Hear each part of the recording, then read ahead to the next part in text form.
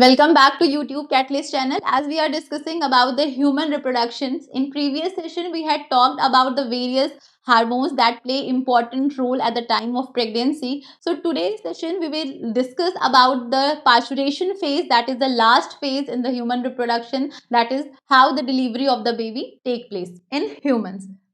So the average duration of human pregnancy is about 9 months, which is called as gestation period. We had already discussed about the gestation period.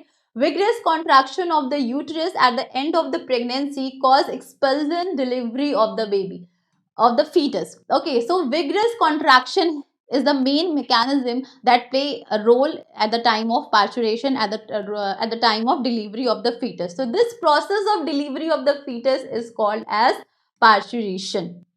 This process is known as parturition. So what is average duration? That average duration in case of human pregnancy is about 9 months, which is gestation. And once the gestation process finished, once the gestation process completed, then the last phase is the parturition stage, that is the delivery of the fetus. So we will discuss how it takes place. The parturition process, uterus becomes more excitable, more contractions occurred in the uterus, increase in strength of rhythmic contraction. Rhythmic contraction का जो level है वो at the time of parturition बहुत ज़्यादा increase हो जाता है. क्यों इंक्रीज हो जाता है? हमने इससे पहले वाले सेशन में डिस्कस किया था, क्योंकि कुछ हार्मोन्स हैं जो कॉन्ट्रैक्शन को क्या कर रहे हैं, प्रमोट कर रहे हैं. जैसे एस्ट्रोजन हार्मोन क्या करता है, कॉन्ट्रैक्शन को प्रमोट कर रहा है. ऑक्सीटोसिन हार्मोन, जब पार्चुरेशन की स्टेज आती है तो ऑक्सीटोसिन हार्मोन जो पिट्यूटरी ग्लैंड सिक्रीट कर रही है, उन दो, और एस्ट्रोजन हार्मोन जो प्लेसेंटा सिक्रीट कर रहा है, उन दोनों का काम है क्या, यूटेरस कॉन्ट्रैक्शन को इंक्रीज कर देना. सो पार्चुरेशन का जो प्रोसेस है वो दो फैक्टर्स पे डिपेंड कर रहा है. एक तो हार्मोनल फैक्टर्स पे, हार्मोन्स के फैक्टर्स पे हमने हार्मोनल फैक्टर्स डिस्कस किए हैं. Oestrogen, HCG hormone, oestrogen hormone, progesterone hormone, oxytocin hormone, relaxin hormone, ठीक है, प्रोलैक्टिन हार्मोन. 6 मेजर हार्मोन्स हमने डिस्कस किए हैं पहले वाले सेशन में. 6 मेजर हार्मोन्स, ठीक है. मैकेनिकल चेंजेस, और दूसरा कौन सा फैक्टर है, मैकेनिकल चेंजेस. मैकेनिकल चेंजेस में मतलब कॉन्ट्रैक्शन, कॉन्ट्रैक्शन जो यूट्रस की वॉल है उसका मेजर रोल है फॉर इन कॉन्ट्रैक्शन. तो दो फैक्टर्स, एक तो हार्मोनल फैक्टर्स हो गए, दूसरा मैकेनिकल चेंजेस जो क्या करते हैं, पार्चुरेशन प्रोसेस को कंप्लीट कराते हैं. या फैक्टर्स जो रिस्पॉन्सिबल है for the process of parturition, for the delivery of the baby. So the hormones that play a role in parturition are, पहला तो आपका oestrogen hormone. One of the main factors influencing the uterine contraction is oestrogen hormone. Oxytocin, it facilitates the release of milk during nursing and the contraction of the uterus during parturition. ठीक है, oxytocin milk production, यहाँ oxytocin, यहाँ prolactin होना चाहिए. Prolactin hormone है जो क्या करता है, मिल्क प्रोडक्शन में हेल्प करता है. ठीक है, prolactin hormone is responsible for the production of milk and for the uterus contraction eight the time of parturition. कौन रिस्पॉन्सिबल है, ऑक्सीटोसिन. ठीक है, टाइपिंग एरर रहेगी, ऑक्सीटोसिन. तो इसको समझ लीजिए, मिल्क प्रोडक्शन में कौन सा हार्मोन है, प्रोलैक्टिन, और uterus contraction eight the time of parturition, oxytocin. हमने डिस्कस कर रखा है इससे पहले सेशन में. Relaxin, it opens the cervix and relaxes the pelvic ligaments. Prostaglandin produced in the chorion and amnion, and it promotes the cervix ripening by altering the myometrium's membrane architecture and contraction. तो ये जितने भी hormone है इन सब का अपना अपना role है at the time of parturition. We had already discussed about it. So hormonal factors देखते हैं क्या चेंजेस आते हैं at the time of parturition. That is, पहला चेंज आता है, पहला जो है increase in oestrogen progesterone level. Oestrogen और प्रोजेस्टेरॉन का जो लेवल है वो क्या होता है, रेशियो वो इंक्रीज कर जाता है. मतलब कि मैंने आपको बताया था कि eight the time of pregnancy, अगर आप आपको ग्राफ याद हो तो प्रोजेस्टेरॉन का लेवल जो प्रेगनेंसी के टाइम पे कंपेयर टू एस्ट्रोजन हाई होता है ड्यूरिंग प्रेगनेंसी. क्योंकि ड्यूरिंग प्रेगनेंसी कॉन्ट्रैक्ट, एस्ट्रोजन का मेन काम है क्या, कॉन्ट्रैक्शन कराना, और प्रोजेस्टेरॉन का काम है उस कॉन्ट्रैक्शन को इनहिबिट करना. So during the time of pregnancy continuously contraction नहीं हो सकता, तो प्रोजेस्टेरॉन को हावी होना पड़ेगा एस्ट्रोजन को, नहीं तो क्या होगा, अबॉर्शन की कंडीशन आ सकती है. लेकिन जब पार्चुरेशन का टाइम आता है तो उस टाइम पे जरूरत है more and more uterine contraction की. सो एस्ट्रोजन का लेवल ज्यादा हो जाता है प्रोजेस्टेरॉन के लेवल से eight the time of parturition. ये रेशियो हाई हो जाता है क्योंकि eight the time of parturition जो प्रोजेस्टेरॉन है वो कांस्टेंट हो जाता है। अगर आपको ग्राफ याद हो तो कांस्टेंट हो जाता है eight the time of parturition, और एस्ट्रोजन का लेवल पार्चुरेशन के टाइम पे और बढ़ जाता है क्योंकि यहाँ पे यूटेराइन कॉन्ट्रैक्शन की बहुत ज्यादा जरूरत है, स्ट्रॉन्गर यूटेराइन कॉन्ट्रैक्शन की जरूरत होती है। ठीक है, so progesterone inhibits uterine contraction, estrogen activate uterine contraction. Important. तो पहला हार्मोनल चेंजेस क्या आया, increase in oestrogen progesterone ratio. आपको क्या याद रखना है कि पार्चुरेशन स्टेज पर प्रोजेस्टेरॉन का लेवल कांस्टेंट हो जाता है और एस्ट्रोजन का जो लेवल होता है वो ज्यादा हो जाता है। ठीक है, so that's why the ratio of E by P, oestrogen by progesterone, is increases. Second, release of oxytocin. Oxytocin कौन रिलीज करता है, एंड पिट्यूटरी ग्लैंड रिलीज करती है। ठीक है, eight the time of labour, जब लेबर पेन होता है, बहुत लेबर पेन अभी हम आगे डिस्कस करेंगे कि डिलीवरी होने वाली होती है बेबी की, that foetus is fully develop हो जाता है कि अब डिलीवर होना है, तो उस टाइम पेन को लेबर पेन कहते हैं। तो eight the time of labour oxytocin release increases. Oxytocin का जो लेवल है इस टाइम पे बहुत ज्यादा बढ़ जाता है, और ऑक्सीटोसिन का काम क्या है, ये और स्टिमुलेट कराता है यूटेराइन कॉन्ट्रैक्शन को, stronger uterine contraction. It leads to stronger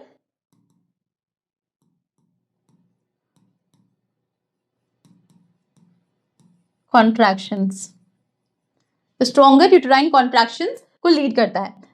और थर्ड, फीटल हार्मोन्स। फीटस के भी कुछ हार्मोन्स है जिनका जिनका रोल है, पिट्यूटरी ग्लैंड ऑक्सीटोसिन सिक्रीट कर रही है, एडर्नल ग्लैंड कॉर्टिसोल सिक्रीट कर रहा है, फीटल मेम्ब्रेन प्रोस्टाग्लैंडिन्स। तो इन सबका काम क्या है, ये सबका काम है यूटेराइन कॉन्ट्रैक्शंस को क्या करना, इंक्रीज करना। ऑक्सीटोसिन, कॉर्टिसोल, प्रोस्टाग्लैंडिन्स, ये सब क्या करते हैं, यूटेरस कॉन्ट्रैक्शन के लेवल को क्या कर रहे हैं, इंक्रीज कर रहे हैं, यूटेराइन कॉन्ट्रैक्शन को इंक्रीज कर रहे हैं। ऑक्सीटोसिन, कॉर्टिसोल और प्रोस्टाग्लैंडिन हार्मोन।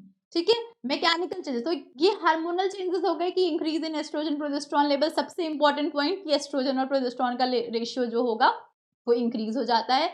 दूसरा, जो ऑक्सीटोसिन है eight the time of labour उसका लेवल सबसे ज्यादा हाई हो जाता है, जो यूटेरस कॉन्ट्रैक्शन को और ट्रिगर करता है और स्टिमुलेट करता है, पिट्यूटरी ग्लैंड सिक्रीट करती है, और कुछ फीटल हार्मोन जैसे प्रोस्टाग्लैंडिन, कॉर्टिसोल और ऑक्सीटोसिन। ठीक है, mechanical changes, onset of labour, during most of pregnancy weak and slow rhythmic contractions होते हैं। प्रेगनेंसी का जो 9 मंथ्स का फेज होता है उस टाइम पे क्या होता है, ये रिदमिक जो weak and slow rhythmic contraction होते रहते हैं। उस कॉन्ट्रैक्शन को क्या बोलते हैं, Braxton Hicks contraction. Very important. जो ड्यूरिंग प्रेगनेंसी होता है, not at time of parturition, तो बहुत स्ट्रांग होता है। ठीक है, इसको क्या बोलते हैं, Braxton Hicks contraction. Pregnancy related Braxton Hicks contraction sometimes refer to as a practice contraction. Practice मतलब ये प्रैक्टिस करा रहे हैं कि लास्ट में इससे भी ज्यादा स्ट्रॉन्ग कॉन्ट्रैक्शन होने वाला है, तो पहले धीरे धीरे वीक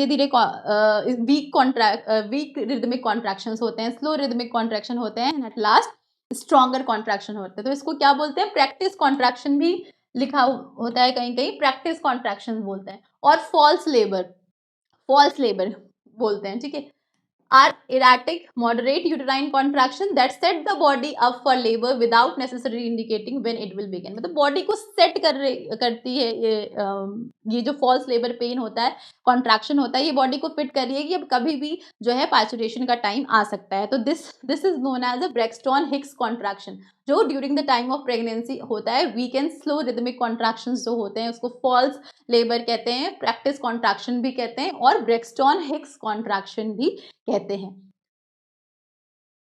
अब एंड ऑफ प्रेगनेंसी, जब गेस्टेशन फेज खत्म हो गया, एंड ऑफ प्रेगनेंसी के टाइम पे स्ट्रॉन्ग कॉन्ट्रैक्शंस होना शुरू हो जाते हैं। ठीक है, क्योंकि एस्ट्रोजन का लेवल बढ़ गया है, ऑक्सीटोसिन बढ़ गया है, सारे हार्मोन्स जो कॉन्ट्रैक्शन करा रहे हैं उन सबका लेवल हाई है। Hours before parturition, this process that starts occurring from hours before parturition is known as labour. तो ये जो प्रोसेसेस पार्चुरेशन के कुछ घंटे पहले हो रहे हैं, इन सारे प्रोसेस को लेबर बोला जाता है।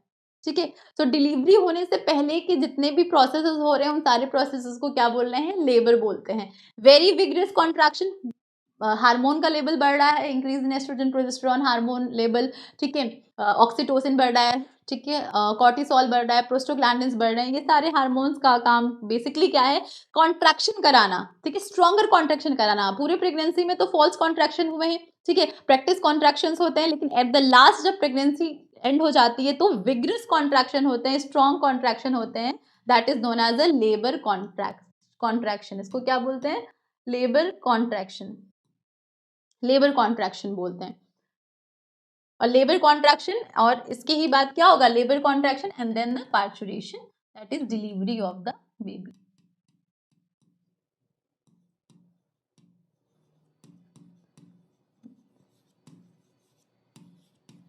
Delivery of foetus, okay.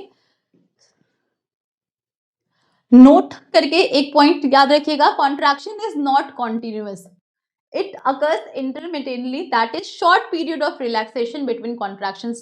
मैंने बताया आपको कि रेगुलर कॉन्ट्रैक्शन नहीं हो सकता, कॉन्टिन्यूअस अगर कॉन्ट्रैक्शन होगा, if continuous strong contraction occur, then there is a chances of uterine spasm which results in stop blood flow through placenta, और इसका रिजल्ट क्या होगा कि फीटस की डेथ हो सकती है। इस वजह से प्रोजेस्टेरॉन हार्मोन का प्रेगनेंसी के टाइम पे होना जरूरी है, क्योंकि वो क्या करता है, कॉन्ट्रैक्शन को इनहिबिट कर रहा है, क्योंकि अगर एस्ट्रोजन लेवल को कोई, एस्ट्रोजन हार्मोन को कोई इनहिबिट नहीं करेगा, उसके सिक्रीशन को कोई, उसकी एक्टिविटी को कोई इनहिबिट नहीं करेगा, तो क्या होगा, डेथ ऑफ फीटस में अकर, ठीक है, क्योंकि कॉन्टिन्यूअस कॉन्ट्रैक्शन होगा ना। इसीलिए कॉन्ट्रैक्शन एट द लास्ट होता है जब बेबी फुली डेवलप्ड हो चुका है, जब डिलीवरी का टाइम होता है। अब देखिए फीटल इजेक्शन रिफ्लेक्स क्या होता है, पार्चुरेशन जो स्टेज होती है उसमें फीटल इजेक्शन रिफ्लेक्स होता है, ठीक है, इंडिकेटिव होता है, सिग्नल्स होते हैं कुछ, फीटस सिग्नल देता है कि पार्चुरेशन स्टेज आ गई है, डिलीवरी का टाइम आ गया है। So the signals for parturition originate from the fully developed fetus and the placenta, which induce mild contraction called as a foetal ejection reflex, जिसको हम लेबर बोल रहे हैं। पार्चुरेशन से कुछ आवर पहले के सारे प्रोसेस को क्या बोलेंगे, लेबर। इसलिए आपने सुना होगा कि लेबर पेन बोलते हैं जिसको, जो कॉन्ट्रैक्शन धीरे धीरे धीरे होता है, फिर स्ट्रॉन्गर कॉन्ट्रैक्शन हो जाता है, that is labour pain. This triggers the release of oxytocin. जब ये फुली डेवलप्ड फीटस और प्लेसेंटा जो है सिग्नल देते हैं, उस टाइम पे ऑक्सीटोसिन जो है वो ट्रिगर होता है एंड मेटर्नल पिट्यूटरी, जो मदर का पिट्यूटरी ग्लैंड है, उससे एक हार्मोन रिलीज होता है, that is known as oxytocin hormone, and oxytocin acts on the uterine muscles and causes a stronger uterine contraction which in turn stimulates further secretion of oxytocin. ठीक है, सारे points आपको समझ में आ रहे होंगे कि मेन काम है पार्चुरेशन में कॉन्ट्रैक्शन होना, स्ट्रॉन्ग कॉन्ट्रैक्शन होना, विग्रस कॉन्ट्रैक्शन होना, और ये सारे हार्मोन रिस्पॉन्सिबल हैं for contraction. The stimulatory reflex between the uterine contraction and the oxytocin secretion continues, resulting in stronger and stronger contraction. Stronger and stronger contractions. This leads to expulsion of the baby out of the uterus through the birth canal, that is vagina. Soon after the delivery, placenta is expelled out of the uterus. बताया था आपको कि placenta degenerate हो जाता है, ऐसा organ जो at the time of pregnancy ही बनता है और पार्चुरेशन होने के बाद ये क्या हो जाता है, डीजनरेट हो जाता है, ठीक है, ये भी एक्सपेल्ड आउट हो जाता है soon after the delivery of the baby. So fetal ejection reflex जो है, फीटस जो है वो सिग्नल दे रहा है कि पार्चुरेशन की स्टेज आ गई है। द थ्री स्टेजेस, जो पार्चुरेशन की स्टेज है उसको थ्री स्टेजेस में डिवाइड किया गया है। पहली stage cervical dilation, both latent and active phase. देखते हैं क्या है लेटेंट फेज, क्या है, the cervix starts to dilate. Cervix आपको पता है lower part of the uterus. The cervix starts to dilate, thin and soften during this phase. Dilate होने लगता है, सॉफ्टन होने लगता है, ठीक है, रिलैक्सिन हार्मोन का काम है ये। Typically contractions are irregular and moderate, बहुत हाई कॉन्ट्रैक्शंस होने लग रहे हैं, इरेगुलर होने लगते हैं, मॉडरेट धीरे धीरे अभी हो रहे हैं कॉन्ट्रैक्शन, लेटेंट फेज है अभी। एक्टिव फेज कब आती है, कॉन्ट्रैक्शंस बिकमिंग लॉन्गर, पहले तो थोड़ी थोड़ी देर के लिए हो रहे हैं, तो लेटेंट फेज है, ठीक है, थोड़ी थोड़ी अभी इंडिकेटिव दे रहे हैं कि या के लिए प्रैक्टिस करा रहे हैं, प्रैक्टिस कॉन्ट्रैक्शन। फिर एक एक्टिव फेज आता है, contractions becoming longer, stronger and more frequent as the cervix dilates more quickly from around 4 to 10 centimetre, ठीक है, क्योंकि इस टाइम पे हार्मोन्स जो हैं जो कॉन्ट्रैक्शन करा रहे हैं उनका लेवल बढ़ रहा है धीरे धीरे। Though it varies from person to person, this period usually last many hours, जिसको लेबर बोलते हैं, ठीक है, labour.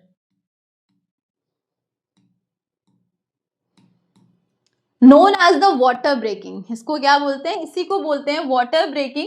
The rupture of the amniotic sac can occur at any time during childbirth. जो water breaking है, basically it is a rupture of the amniotic sac which can occur during the childbirth. Any time can it occur. जब ये pain start होता है तो उस time पे कभी भी ये water break process हो सकती है at the stage 1 cervical dilation के टाइम पे, ठीक है. So second stage is expulsion stage. What is this? As the uterine and abdominal contraction intensify, ज़्यादा हो जाते हैं, vigorous हो जाते हैं, the fetus emerges by the cervix and the vagina. Cervix and vagina together call as a birth canal. बताया था आप लोगों को. तो cervix and vagina with the head emerging first. सबसे पहले fetus का head क्या होता है? Emerge out होता है सबसे पहले. Expulsion could take 20 to 60 minutes. 20 से 60 minutes लगते हैं इसको. The umbilical cord is severed and the baby starts to umbilical cord को कट कर दिया जाता है, ठीक है. मतलब कट कर दिया जाता है क्योंकि umbilical cord से ही तो अटैच्ड है बेबी, ज्वाइंट है umbilical cord से. तो umbilical cord को कट कर दिया जाता है. The baby starts to breathe as its lungs enlarge. Okay. Expulsion stage. तो देखिए क्या है, बेबी यहाँ पे फीटल इजेक्शन रिफ्लेक्स हुआ. बेबी क्या कर रहा है? Pushes against the cervix causing it to stretch. Stretching of cervix causes nerve impulses to be sent to the brain. fetal ejection reflex चल रहा है ये सब.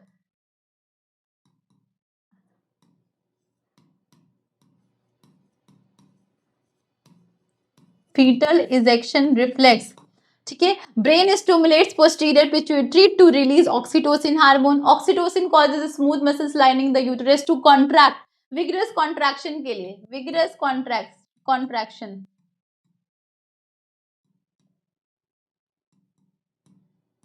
विगरस कॉन्ट्रैक्शन हो रहा है. ये प्रोसेस होती रह रही है, कॉन्ट्रैक्शन हो रहा है और एट लास्ट फिर expulsion out of the baby हो जाता है, ठीक है. Stage of after birth. अब आफ्टर बर्थ क्या होगा? फीटस के डिलीवर हो गया, साथ साथ में कुछ टाइम के बाद क्या हो जाता है? प्लेसेंटा भी सून आफ्टर, जैसे ही फीटस की डिलीवरी होती है उसके बाद प्लेसेंटा भी एक्सपेल्ड आउट हो जाता है. The placenta and the remnants of the umbilical cord referred as after birth are evacuated within 10 to 15 minutes following delivery. Okay, after birth of baby uterus continues to contract. Birth of baby, जब एक बार baby का birth हो गया तो उसके बाद क्या होगा? तो उसके बाद क्या होता है? यूटरस continues to contract, ठीक है. शेयरिंग इफेक्ट बिटवीन द जब बेबी आप क्या होता है, देखो placenta and remnants of umbilical cord को इवैक्यूएट करना है.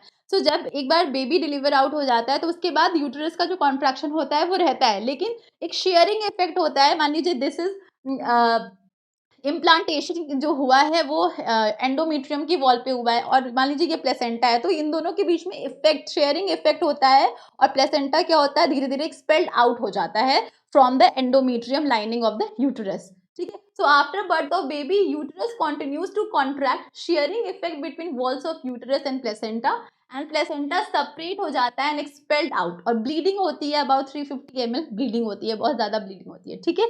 350 ml के अराउंड क्या होती है? ब्लीडिंग होती है जब प्लेसेंटा क्या होता है? एक्सपेल्ड आउट होता है, सेपरेट होता है, ठीक है. क्योंकि अभी जो एंडोमेट्रियम, मान लीजिए ये एंडोमेट्रियम की लाइनिंग है, ठीक है, यूटरस की लाइनिंग है, यहाँ पे इम्प्लांटेशन प्रोसेस हुई थी तो यहाँ पे प्लेसेंटा है, ये मान लीजिए प्लेसेंटा है, तो प्लेसेंटा जो एम्बेडेड है इस दोनों के बीच में, अभी यूटरस जो है वो कॉन्ट्रैक्शन कर रहा है और प्लेसेंटा है, तो इन दोनों के बीच में इफेक्ट होता है, शेयरिंग इफेक्ट होता है और धीरे धीरे प्लेसेंटा क्या हो जाता है? एक्सपेल्ड आउट हो जाता है, सेपरेट हो जाता है. सो आफ्टर बर्थ दो चीजें.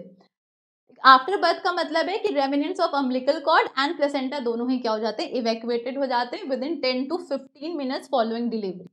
So after parturition there is, अब पार्चुरेशन स्टेज जब हो गई है तो फिर जो मदर है उसकी बॉडी में कुछ चेंजेस आएंगे क्योंकि एनलार्जमेंट, क्योंकि जितने भी हार्मोन्स थे, प्रेगनेंसी हार्मोन, उन सबका जो रोल था like enlargement of uterus, enlargement of external genitalia organ of female, तो इन सबको क्या करेंगे? ब्रेस्ट जो मेमोरी ग्लैंड थे वो भी एनलार्ज हो गए थे. तो अब सब अब क्या होगा? अब कुछ चेंजेस आते हैं. क्या क्या चेंजेस आते हैं? जैसे after parturition there is autolysing self destruction of endometrial surface at placental side. जहाँ पे प्लेसेंटा अटैच था वहाँ की जो सरफेस होती है वो ऑटोलाइज हो जाती है, सेल्फ डिस्ट्रक्शन होता है, ठीक है. फिर से नई लेयर बन जाती है, रीजनरेट हो जाती है एंडोमेट्रियल की लाइनिंग. ठीक है, यूटेरस का जो साइज है वो भी क्या हो जाता है, स्मॉल हो जाता है। यूटेरस साइज भी क्या होता है, कम हो जाता है, डिक्रीज हो जाता है। यूटेरस का जो वेट होता है वो भी क्या हो जाता है, सॉरी, यूटेरस वेट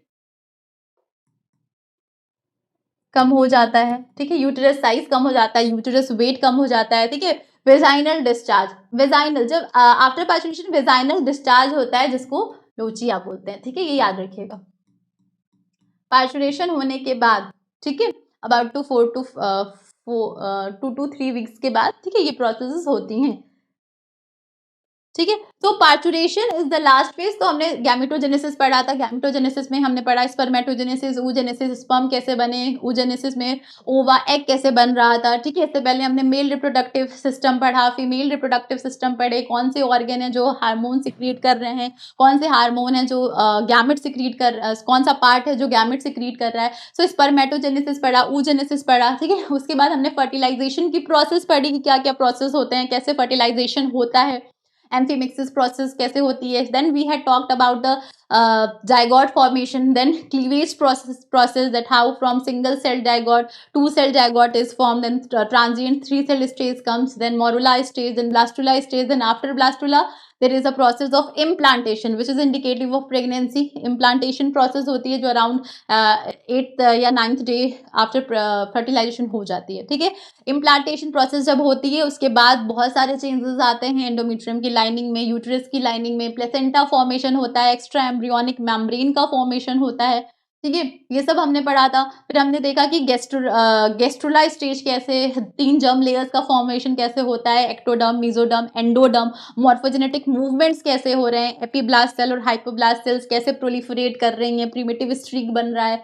फिर उस प्रिमिटिव स्ट्रिक से कैसे एपीब्लास्ट सेल से एक्टोडर्म और मेसोडर्म बन रहे हैं, और हाइपोडर्मल्स की सेल्स को कैसे डिस्प्लेस करके एंडोडर्म की लेयर बन रही है। ठीक है, और इन तीनों जर्म लेयर्स का क्या क्या फेट था, कौन कौन से ऑर्गन बना रहे हैं। तो ये जो जर्म लेयर्स हैं यही ऑर्गेनोजेनेसिस करा रहे हैं, ऑर्गन्स का फॉर्मेशन करा रहे हैं। ठीक है, उसके बाद हमने पढ़ा कि जो फीटस है, जो गेस्टेशन फेज पढ़ा हमने कि पूरा 9 मंथ्स की जो प्रेगनेंसी है उसमें उसको हमने तीन ट्राइमेस्टर में पढ़ा, first trimester, second, third trimester. पहले कौन सा पार्ट बनता है, 1 मंथ पे हार्ट बन जाता है, फिर कैसे कैसे हर स्टेज पे कैसे कैसे ऑर्गन बन रहे हैं, कब कौन सा ऑर्गन बन रहा है, ये सब पढ़ा। उसके बाद हमने लास्ट में फिर हमने हार्मोन्स देखे कि प्रेगनेंसी के टाइम पे कौन कौन से हार्मोन्स हैं जो रिस्पॉन्सिबल होते हैं।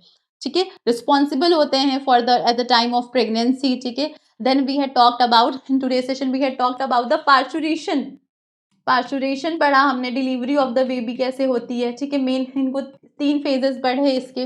ठीक है, 3 फेजेस पढ़े हमने, लेटेंट फेज पढ़ा हमने। ठीक है, उसके बाद एक्टिव फेज पढ़ा, फिर हमने फीटल इजेक्शन रिफ्लेक्स पढ़ा, एक्सपल्जन फेज पढ़ा, आफ्टर बर्थ क्या क्या प्रोसेसेस होते हैं, क्या क्या चेंजेस होते हैं। ठीक है, तो पार्चुरेशन की process is the last one, that is delivery of the baby.